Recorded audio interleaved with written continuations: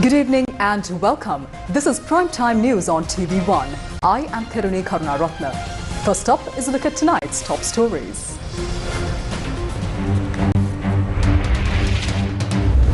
Iran-Israel conflict escalates. Another Iranian commander killed. No new nuclear talks until attacks cease, Iran declares. World Bank approves $150 million for Sri Lanka's clean energy transition. Punarudeta Maga program launched to develop 1,000 rural roads.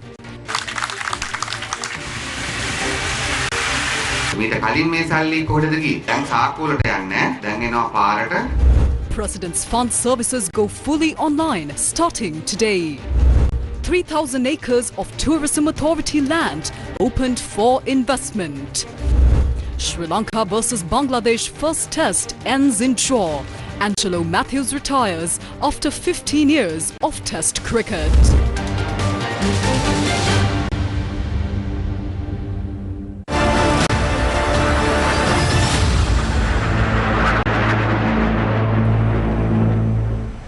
The Iran-Israeli war has by now become a global issue that has been dragging on for well more than a week.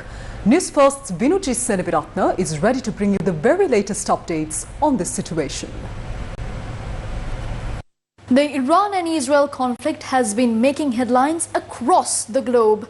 Now, what is the latest situation in Iran and Israel?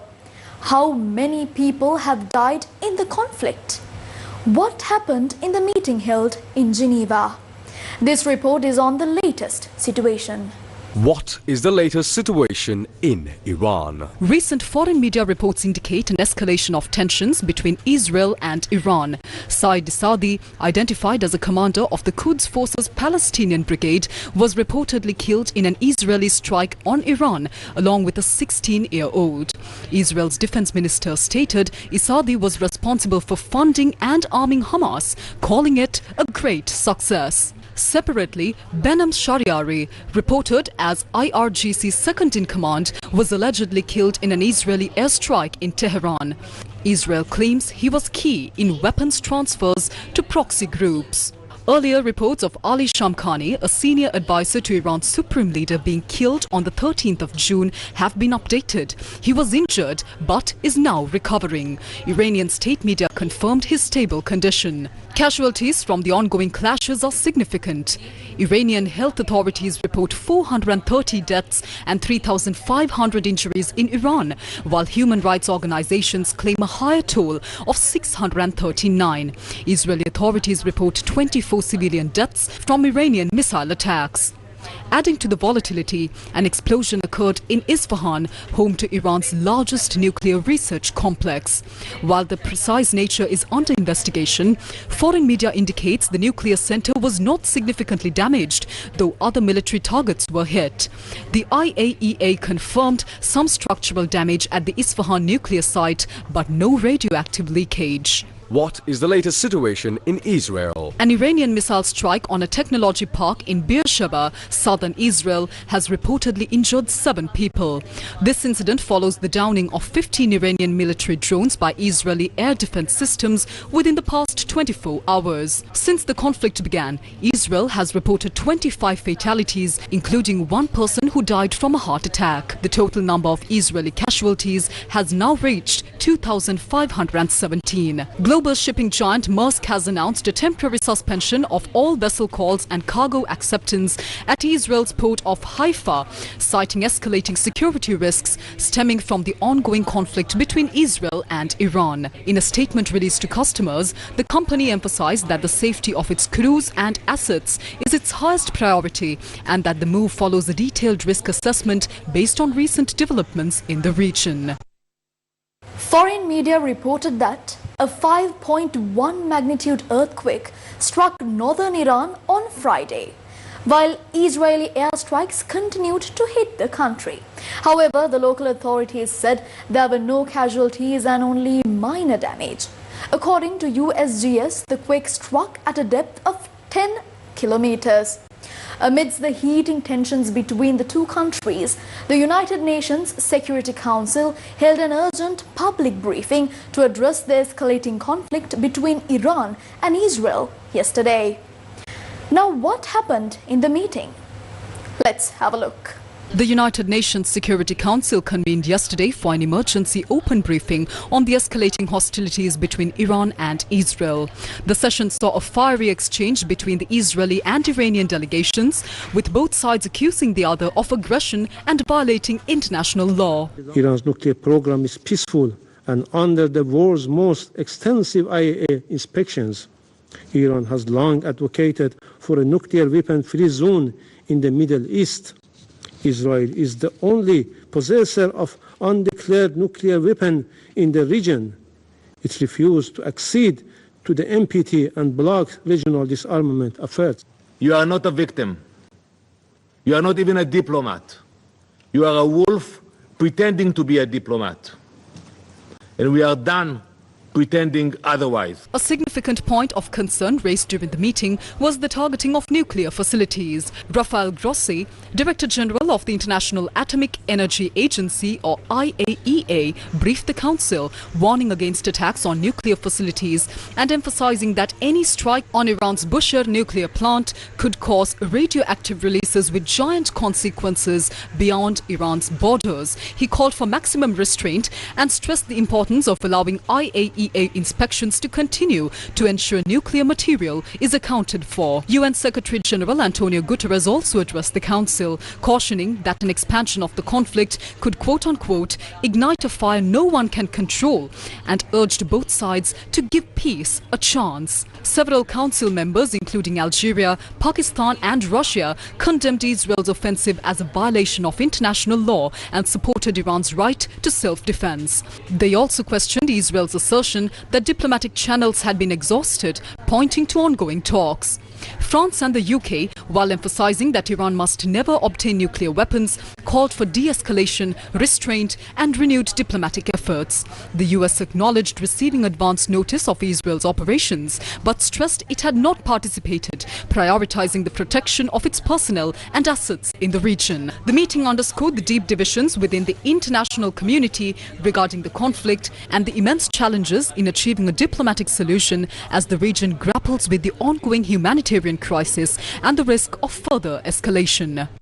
What happened in Geneva? Iran's top diplomat has held talks with European foreign ministers in Geneva in an attempt to prevent an escalation in the country's conflict with Israel, after United States President Donald Trump said he would decide within 2 weeks whether to join the assault on Tehran. Iran's foreign minister Abbas Araghchi met diplomats, including French foreign minister Jean-Noël Barrot, British Foreign Secretary David Lammy, German Foreign Minister Johann Wadephul and the European Union Foreign Policy Chief on Friday. The EU Foreign Policy Chief and the ministers from the 3 European countries, known as the E3, spoke to Araghchi earlier this week and discussed the need to return to the negotiating table and avoid further escalation.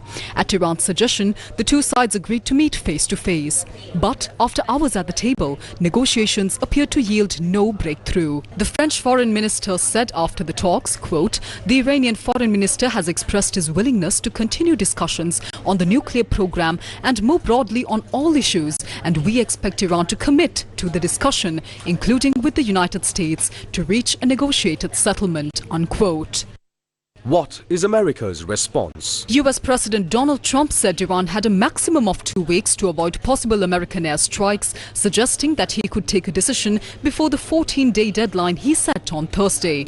Trump told reporters, quote, "I'm giving them a period of time, and I would say 2 weeks would be the maximum," unquote. The aim, he said, was to see whether or not people come to their senses. The US president was also dismissive of the Geneva talks between Araghchi and foreign ministers from the UK, France and Germany and the EU.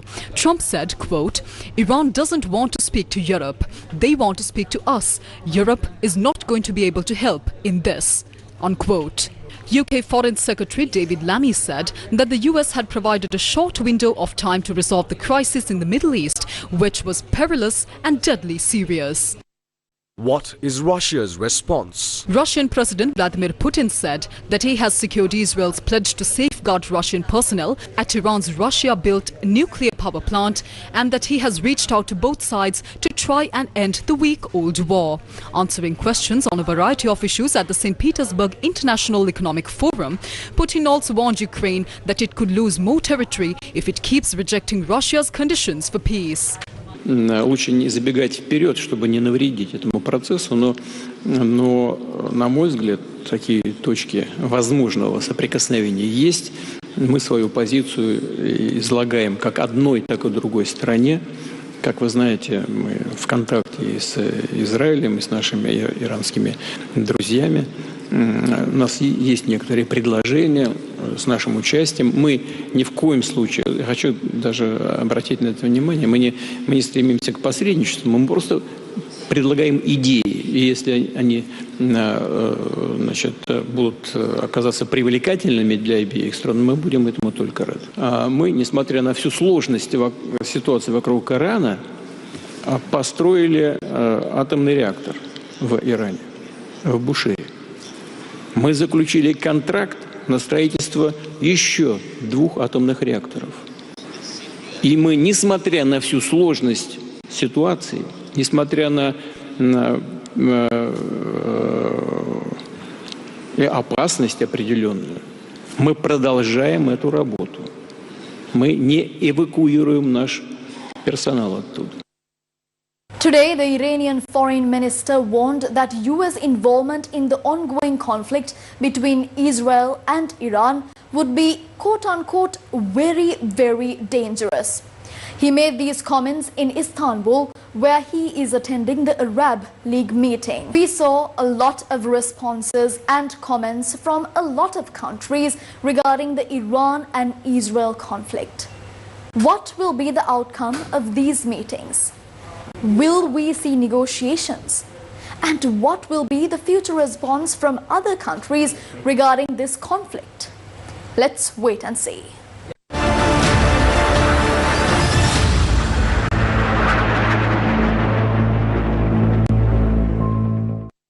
And now we move on to local news. The World Bank Group has approved a $150 million program to significantly accelerate Sri Lanka's ambitious clean energy transition. Now, this funding will support the nation's shift from expensive fossil fuels to sustainable solar and wind power.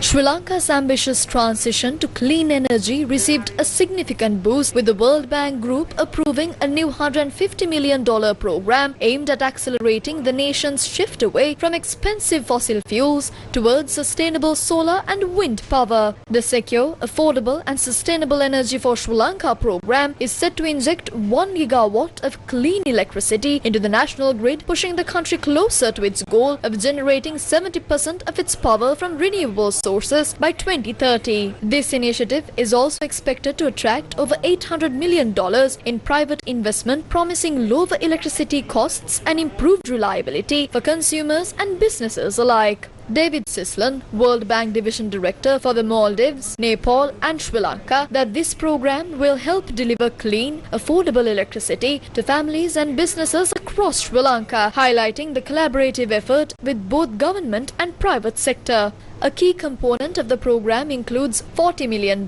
in World Bank Group guarantees designed to mitigate risks for private investors and energy producers, particularly by de-risking payment obligations from the Ceylon Electricity Board. This move is expected to foster investor confidence and secure more favorable financing terms. The World Bank Group's private sector arms, the International Finance Corporation and the Multilateral Investment Guarantee Agency, will provide additional support through direct investments and political risk insurance. Imadin Fakuri, IFC's Regional Director for South Asia, emphasized that Sri Lanka's energy transition is an opportunity to expand clean energy, improve energy access and build long-term resilience, underscoring the World Bank Group's unique position to mobilize private capital and foster partnerships for sustainable growth. Muhammad Fall, MIGA's Director of Operation, added that their guarantees would de-risk projects and attract the private capital needed to scale up clean energy.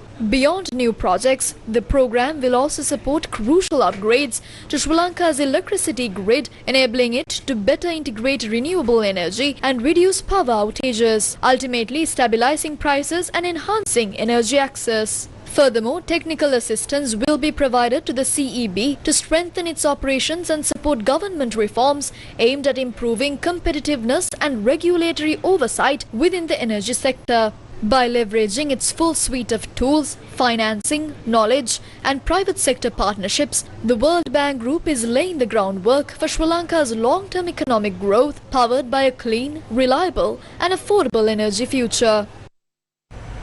The Punarudeta Maga program, which loosely translates to Road to Revival, aimed at developing 1,000 selected rural roads across the country, was launched today in several regions island-wide.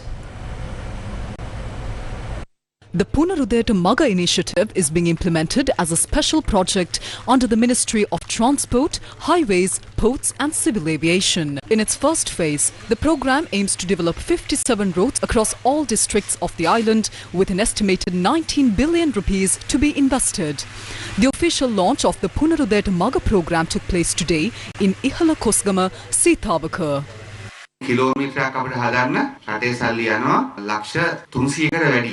It costs more than 30 million rupees to build just 1 kilometer of road in this country. Whose money is this? It's the money you pay as taxes. When we look back at some past projects, it's hard to wonder if a large portion of those funds ended up in people's pockets. But today, the money isn't going into pockets. It's going into the roads. The President has assured us an additional 5 billion rupees this year for rural road development. With that, we believe we'll be able to build around 1,800 to 1,900 rural roads this year alone. You've made a great decision by choosing this government. Now work with it. The President isn't a figurehead. He's hands-on and providing leadership. We as a political party are working hard alongside with him. That's why I say, don't just stop at building roads. Plan comprehensively to uplift the entire village. We are working with targets because we've already lost 50 years of progress in this country. Nations that started far behind us are now 50 years ahead. So we need to run hard just to catch up. Otherwise, all our children will end up leaving the country. Therefore, we must work with integrity and in line with the public mandate you've given us. Government officials too must build trust. This administration isn't just about stopping corruption. It's about delivering results. It's crucial that officials, especially at rural level, show people that this government operates with proper planning and coordination. That trust must come through the Pradesh Sabhas.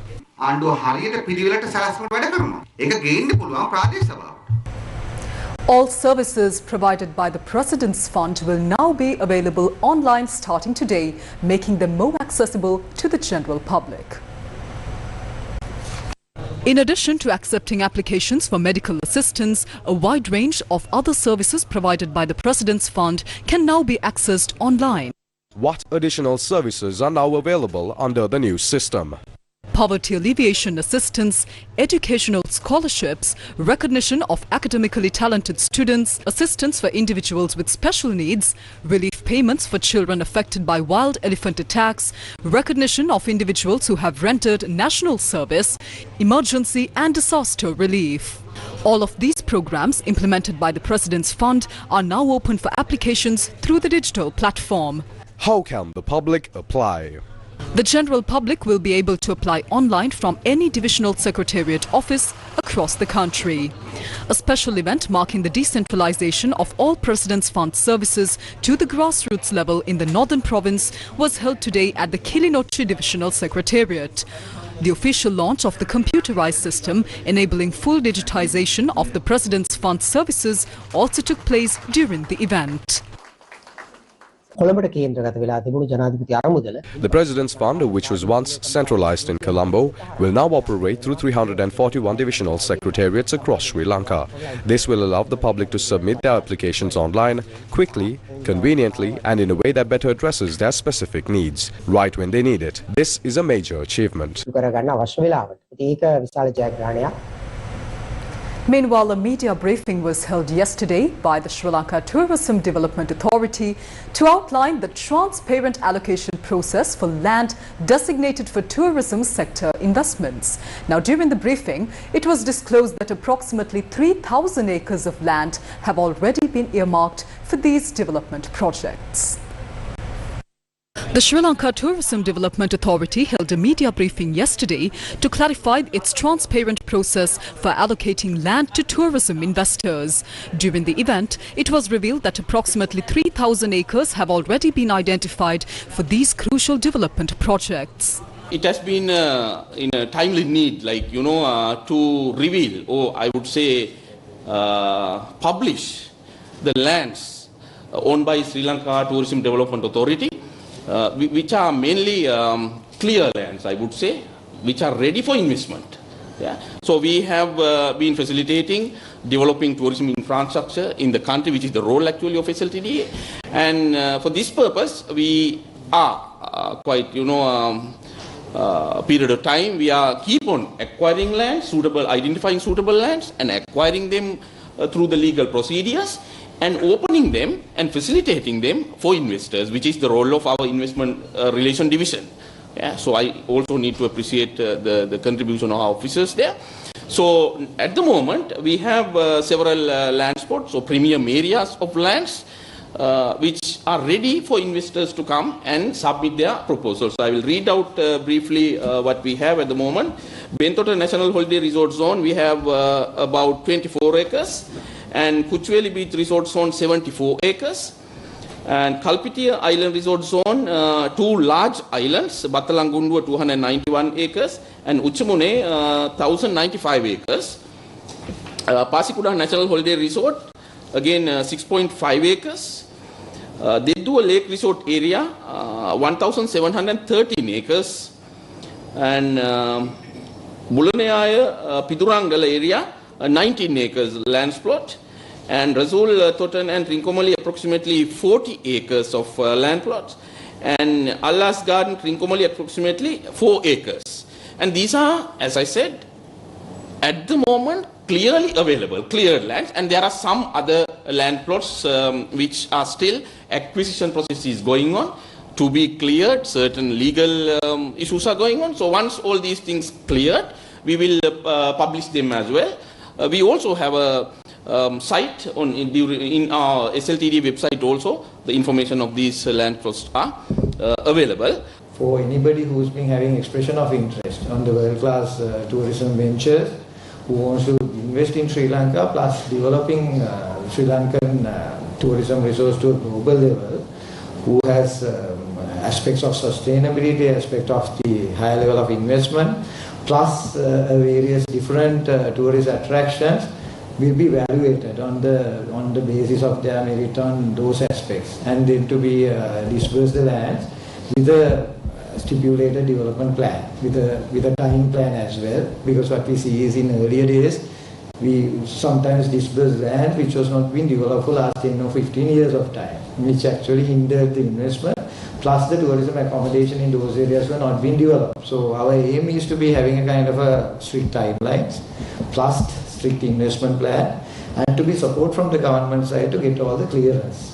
So that is one big obstacle that we had all this time, where the clearance of the lands has been taking a long time duration, especially to get the environmental impact assessment and various sort of things. I think the approval process needs sometimes about more than 21 different license and approvals. So IRU, with their scoping committee as well as a one-stop shop concept, are capable of being handling that for the international investors and making the particular lands and land banks international investor friendly. So that's the whole aim of the process. So this is not a one-time initiative, this will be an ongoing initiative. So there will be a kind of a stabilized committee who's been evaluating the particular proposals, which in a very much of a transparent manner on the merits of those lines.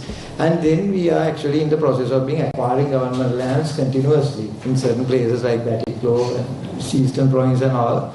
We are in the process of acquiring the tourism friendly lands and to be making it investment friendly and to give it to the investors. So this is, I think, is an initial step of doing that, and we will start the process after this particular announcement this week.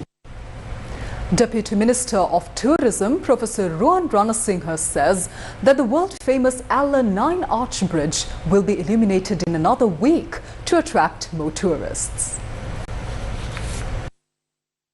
A new public car park in the Ella tourist town was officially declared open today under the patronage of Deputy Minister of Tourism, Professor Ruwan Ranasinghe.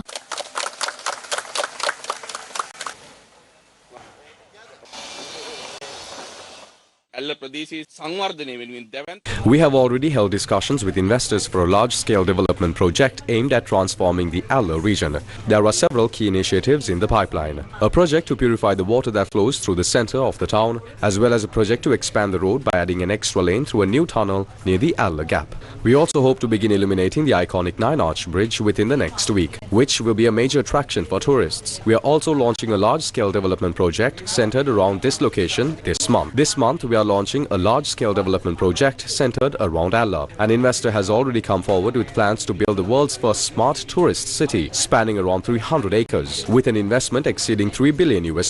We are confident that this opportunity will bring significant transformation and growth to the area.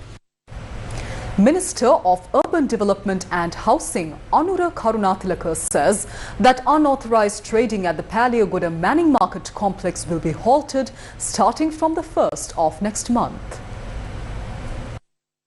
Minister of Urban Development and Housing, Anura Karunathilaka, conducted an inspection tour of the Paliagoda Manning Market complex this morning. The visit was also attended by Minister of Power and Energy, Engineer Kumara Jaikudi, along with several other officials. There was a special request from the Traders Association to stop unauthorized trading activities within the premises. A decision was made to allow wholesale traders to enter from midnight, while the general public will be given access from 3 AM onwards. It was also decided to close the Paliagoda Manning Market by 6 PM daily. Going forward, only the sale of fruits will be permitted in the upper section of the market. Other trading activities will be carried out in designated areas outside.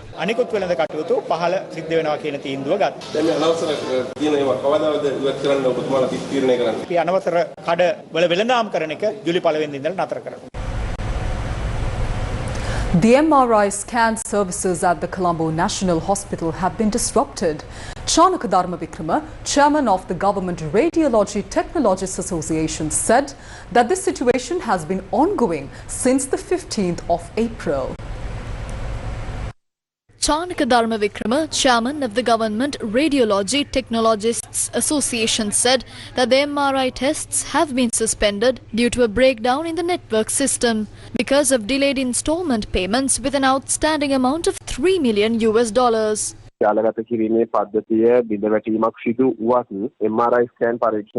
Even though there is a system failure, MRI scans are still being conducted. All machines remain fully operational. But due to a breakdown in the digital imaging system, there has been a delay in sending scanned images to the respective wards. However, medical teams are currently using previous methods such as printed images and DVD transfers to ensure the consultants receive the required scans for patient care. The Health Ministry has already been informed of the issue. Until the system is restored, MRI scans will continue without interruption using older methods. We request the administrative to resolve the situation. Before this system collapsed, approximately 50 MRI scans were conducted at the Colombo National Hospital daily. Hansaka Vijayamuni, the Deputy Minister of Health, also expressed his views when questioned. There has been a problem in issuing MRI reports at the Colombo National Hospital. The issue is with the software given to the hospital's radiology department. There is a software used for reporting, and a problem has now arisen with that software. When providing that software, a proper agreement was not made. One party has violated some parts of that agreement. Because of that, it is currently under various investigations. There have been several serious mistakes. Although the system was said to be installed in 20 hospitals, it has only been implemented in 5 hospitals. A very large amount of money has been paid for it as well. In addition, the agreement made in a way that affected the Ministry of Health negatively. Because of that, there is now an issue with the software system. We are currently looking into whether it can be replaced with a different software system. Discussions are ongoing with the relevant company as well. We have stated that the data which should belong to us must be given to us. Investigations are ongoing in this regard. The issuing of reports have not been stopped, but there is a delay in providing the reports due to the issues with the software system. As the ministry, we are doing our utmost to resolve this problem.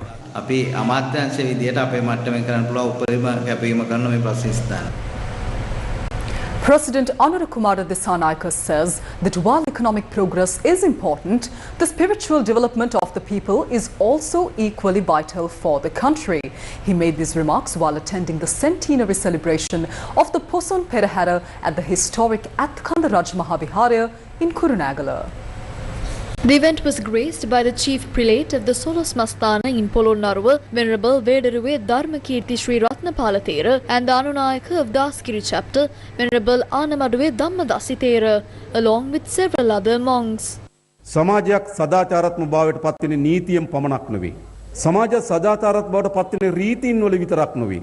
If the head of the country's law enforcement is hiding from the police, if the head of the prisons department ends up inside prison, if the passport office issues passports to underworld figures, and if salt is added to the medicine given to patients, then what has happened to the Dhamma we've been hearing for over 2,300 years? Everything has been reduced to insignificance, and the institutions responsible have collapsed. We expect our foreign reserves to reach $7.3 billion by the end of this year.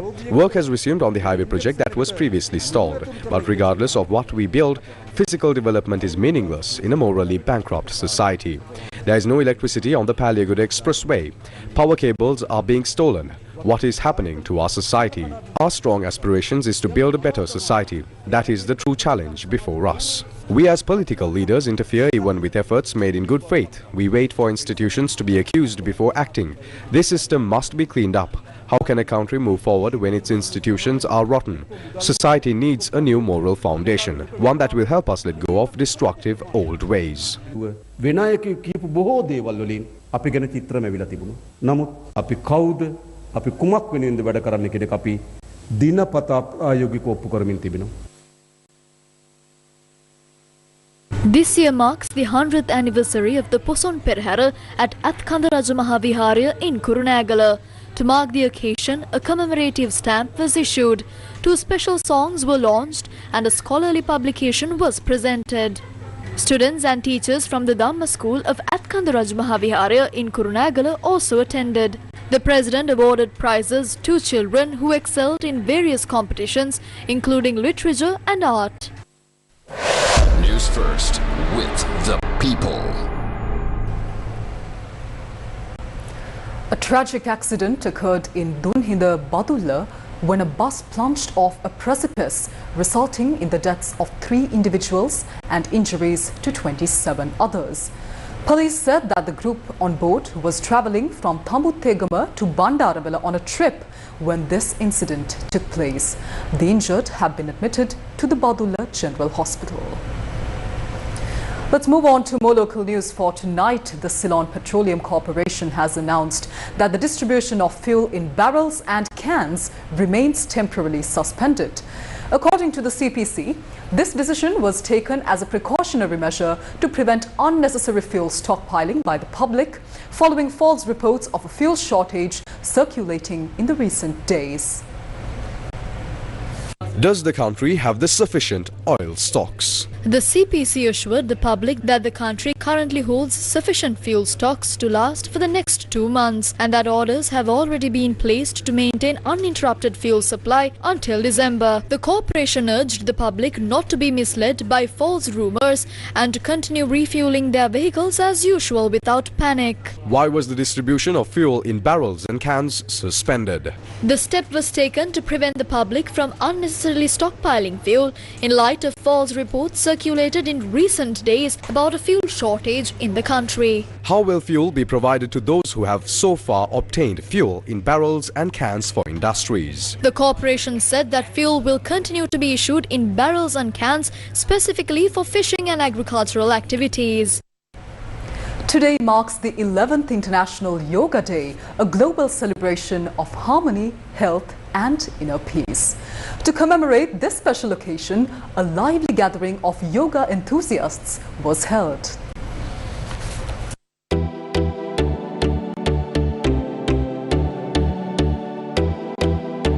An event to celebrate the 11th International Yoga Day, organized by the Indian High Commission, took place today.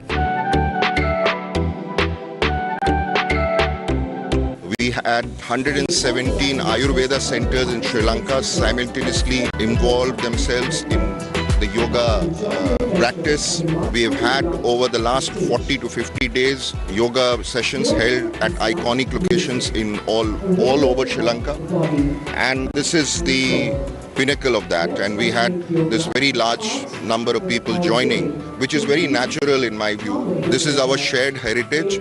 It underlines the bond that exists between India and Sri Lanka, that is unbreakable, that is time tested, that is historical, and this is the basis of our relationship.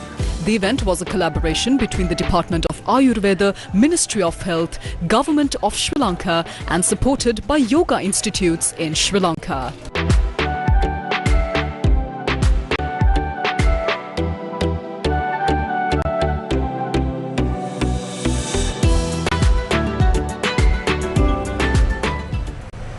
TNL TV, the pioneer of private television in Sri Lanka, proudly celebrates its 32nd anniversary today.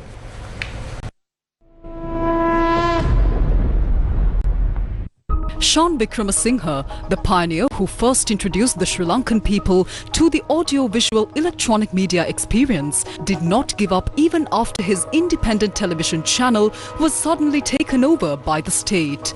Instead, he went on to establish the country's first ever private television station, TNL TV. By combining his deep technical knowledge with his natural talent for leadership, Shan Wickramasinghe founded TNL TV, blazing a new trail in Sri Lanka's media landscape. Notably, TNL holds the distinction of being the first private television channel in the country to broadcast news in both Sinhala and English.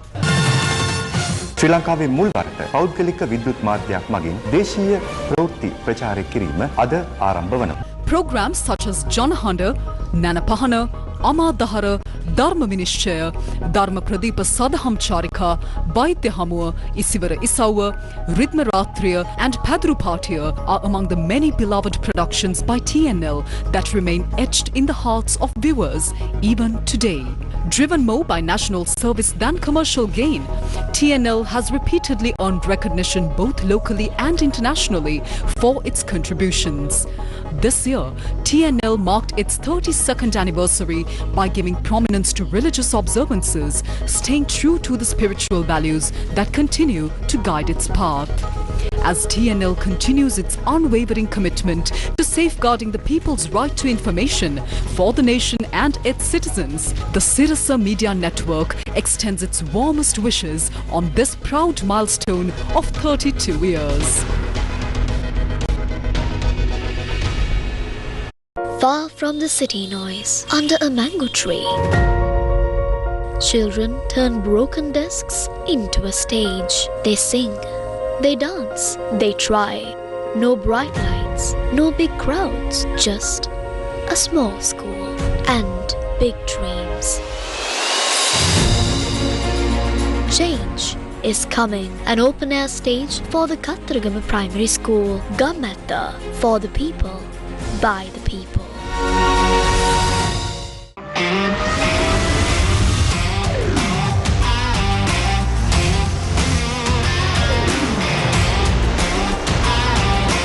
Let's move on with WeForce. Together for a better tomorrow. Join us at the University of Kelaniya on the 23rd of June 2025. Welcome back. You're watching Primetime News on TV1. Sri Lanka welcomed its first fully equipped Pilates studio with an official opening yesterday. New Flow, a fully equipped Pilates studio, officially opened in Colombo yesterday. Will be the first fully equipped Pilates studio in Sri Lanka. It has full range of balanced body formers to tower, chair and reformer trapeze combo. We would like to welcome all of you to come try out our new studio space. We are open from today onwards. The studio boasts a complete range of world-class balanced body apparatus from the USA, offering clients top-tier equipment for their wellness journey. The launch event was attended by wellness professionals and key supporters who have been a part of the New Flow journey. A public lecture, History and Influence of Malay Cuisine in Sri Lanka, organized by the Sri Lanka Malay Association, took place yesterday. A public lecture on the history and influence of Malay cuisine in Sri Lanka, organized by the Sri Lanka Malay Association, was held in Colombo yesterday. The lecture marked the inaugural event of the newly elected Research, Documentation and Communication Committee of the Malay Association. The guest speaker, Dr. Zamir Karim, shared how the Malays brought not just new foods, but also new cooking styles and flavors that became a part of Sri Lankan food culture. He also spoke about how this influence has spread beyond Sri Lanka to other parts of the world. The presentation served as a powerful reminder of how food brings people and cultures together and how history lives on through the meals we enjoy today.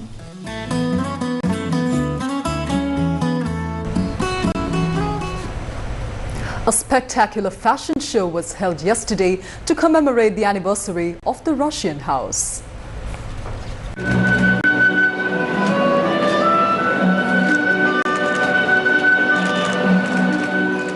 Layers of Russian elegance, an exclusive fashion show was successfully held in Colombo yesterday to commemorate the anniversary of the Russian Cultural Institution.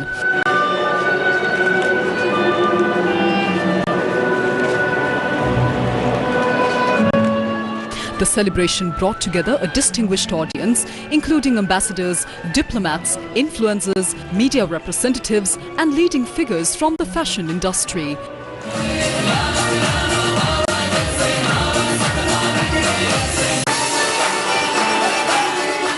Three talented Sri Lankan fashion designers presented a captivating showcase during the evening with their collections thoughtfully inspired by Russian cultural themes, including ballet, iconic architecture, and the wonders of the Russian cosmos.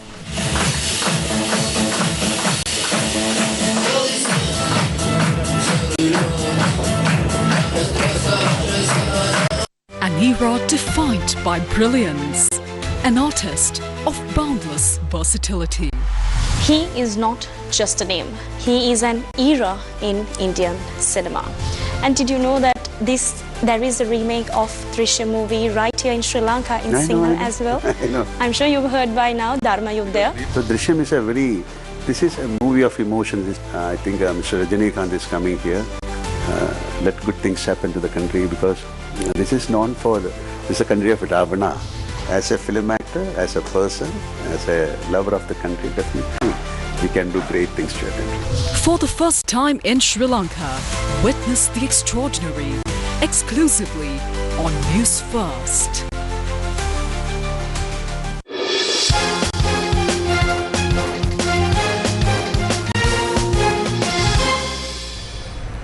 The first test match between hosts Sri Lanka and Bangladesh ended in a draw today. This match also marked the final test appearance of veteran cricketer Angelo Matthews. At the Galle International Cricket Stadium, Bangladesh, who batted first, posted a formidable total of 495 runs. Sri Lanka responded with a solid 485 in their first innings. Play on the final day was interrupted by rain. Bangladesh declared their second innings at 285 for 6, with captain Najmul Hossain Shanto scoring an unbeaten 125, his second century of the match. This set Sri Lanka a target of 296 runs. Sri Lanka began their second innings with openers Pathum Nissanka and Lahiru Udara. Udara was dismissed for 9, while Nissanka contributed 24 runs. Kamidu Mendes and captain Dhananjay De Silva remained unbeaten at close, both on 12 runs. Sri Lanka ended the day at 72 for 4 in their second innings. Angelo Matthews, Sri Lanka's long-serving all-rounder, concluded his 15-year Test career today at Galle. A cornerstone of the national team since 2009, Matthews leaves a significant legacy.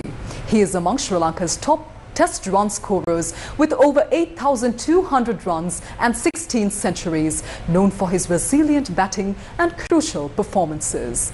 He also contributed with the ball and captained the side with distinction. This story is about his invaluable service to the nation. When things were tough, he was there, giving the nation hope and stepping up when Sri Lanka needed him the most. This story is about Angelo Davis Matthews. Today, we mark the end of a remarkable era as Angelo Davis Matthews bids farewell to Test cricket. His journey in Test cricket began in the year 2009, making his debut against Pakistan in Galle, the same ground where he is playing his final Test match against Bangladesh. He walked into the dressing room as a youngster, surrounded by legends, ready to carve his own path. From his early days at St. Joseph's College, Colombo, to captaining Sri Lanka's under-19 team in the 2006 World Cup, Angelo was destined for greatness.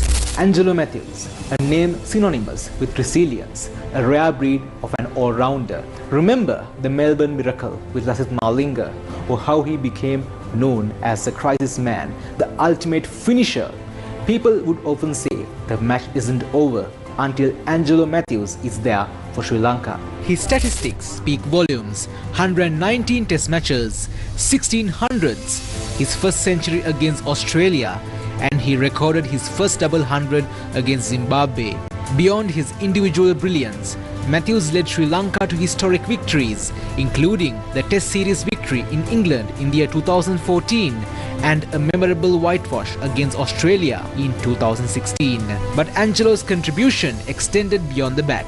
A capable right-arm medium bowler, he chipped in with vital breakthroughs. In Test cricket, he claimed over 30 wickets, including a best of 4 wickets for 44 runs. While his potential was sky-high, Angelo's career has been a testament to dedication over distraction, with over 8,000 runs at an average of over 44, scoring hundreds against 9 different opponents in 7 different countries, and delivering match-winning performances with both bat and ball. He stands as the 3rd highest run scorer in Sri Lankan Test cricket history, where he trails only to legendary Kumar Sangakkara and Mahela Jayawardena. Angelo Matthews was more than just a cricketer. He was a silent contributor, an unsung hero, and a great ambassador for the game. He played with his heart, his actions speaking louder than any hype. Angelo Matthews, you leave an unforgettable mark on Sri Lankan cricket, and remember, you inspired a generation. Angelo, you will be remembered as one of the finest all-rounders Sri Lanka has ever produced. And that's a wrap of Primetime News for tonight. Thank you for joining us. Good night.